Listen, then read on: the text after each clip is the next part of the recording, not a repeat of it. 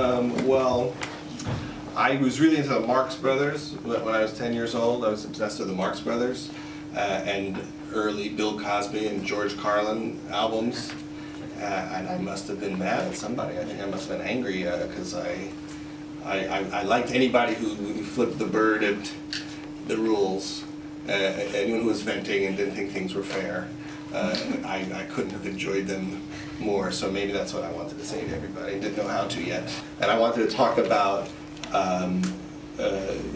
both my affection for comedy and comedians, and also what happens when people get ill and suddenly get better and they don't really know what to do with the wisdom they got from that little quick peek at their mortality. I read a lot of books a long time ago about corporate executives, and in a lot of books there's a moment where they have a health scare, and strangely in most of the books they become more obsessed with their jobs after the health scare. And I always thought that was just interesting. People that in movies people become saints. Like it's usually like a jerk. He gets sick, and then suddenly he's like this fantastic person afterwards. And I thought it'd be interesting to show people resisting the lesson. How are we doing? Well, your immune system is in the middle of a very serious battle. Your accent's very thick. You ever notice your accent makes things sound worse than they actually are? You could give good news and I'd still be like, what happened? I'm still dying? I'm just trying to help you. And I'm slowly getting a little bit annoyed by this humorous activities from you guys. So I think we have discussed this, and I'm very, very sympathetic to your recovery, and I hope we will succeed with what we're doing. I've been trying to build this cabinet I bought from you guys for like 6 months. I got IKEA? That's very funny. So I started going to the clubs, and I started doing stand-up again just to remember what it was like and how terrifying it was and how needy it made you feel. There's an enormous amount of really good comedians out there. I actually felt bad being in the clubs, meeting a lot of comedians who were, some of the great comedians of our time, and I had never seen them before and had to fake knowing who they were. Because I'm old and I have kids, so I'm like anybody else. I'm not in the clubs, I'm not watching as much Comedy Central as I should. But it was fun to do it again, but it was really fun to force Adam to do it again, because he was always one of my favorite comedians, and it was worth making the movie just to force Adam to write a new hour. The weird thing about the movie is it's all made up and it's all true. It's more truthful to my psyche than it is to actual events. I mean, there are details all over the place that are just little, the ways people speak and the interactions. I licked the orange juice off of the counter when I came home one day and the girl that I had a crush on was talking to Adam. And there was a different girl that Adam did say that if I didn't make a move on her, he would. But he didn't. I beat him to the punch there and dated her for 4 months, and then she crushed my heart.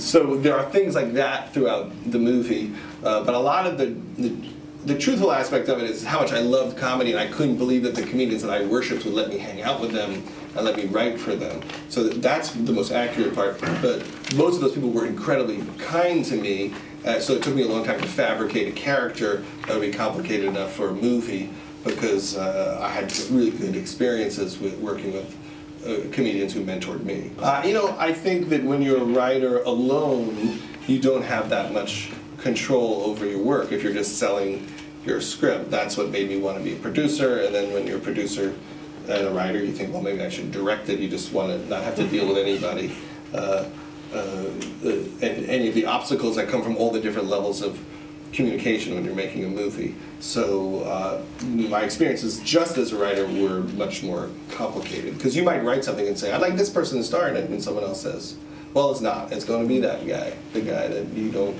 like that much. And you're like, okay, well, I guess that's how it goes. When I was younger, my grandfather died, and we were all gathered around him, and there was this one candle next to his bed, and right after he died, the candle started flickering, and then it just went out. Yeah, sounds crazy, but we all thought it was him going to heaven, You don't pass through fire to get to heaven. I think he went to hell. What'd you just say? I think your grandfather probably went to hell. Don't do it. Are you kidding me right now? I'm sorry. You're gonna make fun of me right now just after I opened up to you guys like that? It's not my fault your grandfather's in hell. It's not a big deal. Some grandpas go to hell. You guys are just projecting all your hatred onto me. Okay, and don't be super bummed out because your grandfather's playing backgammon with Hitler right now. What piece of classic comedy footage would you love to uncover? One piece of a comedian's work that you think that you lost forever?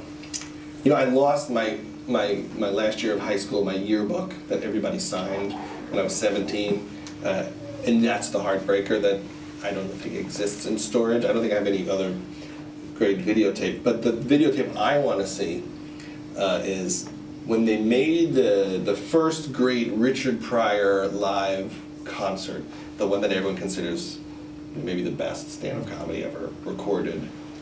The director told me a very long time ago that it was supposed to be just the end of a documentary about Richard Pryor working on his act. And then it was supposed to end with like 10 or 15 minutes of his act, but it was really about Richard Pryor and Richard Pryor, all the performances leading up to it. Then he had the greatest performance ever, and they scrapped the documentary. And I've always wondered, where's that footage? So maybe you guys could write about it, and then they'll hunt it down. The prank call footage at the start, do you throw anything away? Do you have any other incriminating tapes you'd like to be showing us? There's a lot of tapes. I'm a pack rat, so we were watching this TV show called Obsessed, which was about people with obsessive compulsive disorders, and it was about pack rats, and I realized that that's my problem. I have like 4 different storage containers with everything that's ever come across my desk. And when we started this project, I thought, oh, maybe I could use all these old videos to create the history of George Simmons. And I thought, I think I videotaped Adam making phony phone calls 20 years ago. I wonder if that exists. And I had to go through every videotape I ever made in my entire life. And then one day it was like finding the Holy Grail. Oh my God, there's 3 hours of phony phone calls, which a lot of it is going to be on our DVD, like the uncut phony phone calls, because they're actually really funny if you listen to like the full arc of like the 6-minute call. Did he know you kept those? He actually didn't even understand I was taping them, he claims. He just thought I was standing next to him holding some sort of object. He said he never really got that I was videotaping.